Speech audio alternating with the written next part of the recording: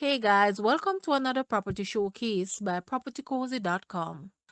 The tranquil community of Rio Nuevo in St. Mary is close to beaches, the Ian Flemming Airport, major hotels, and many tourist attractions.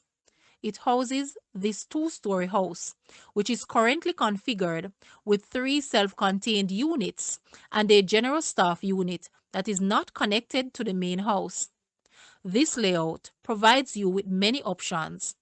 The main unit has a large ensuite bedroom on the entry level, with two bedrooms and a bathroom upstairs, and a large patio downstairs, and two upstairs on which to sit and enjoy the lovely sea breeze. Downstairs is a self contained unit with its own front patio, large living space, and bedroom.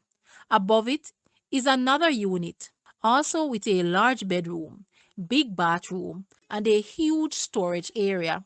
This all sits on 0.27 acres of land. It is well fruited with mango, banana, plantain, breadfruit, apple, and many more. So, we offer you a unit that can be combined to make you a comfortable home or allows many income earning options. Guys, let's take a look at this house and please watch the entire video for more details at the end.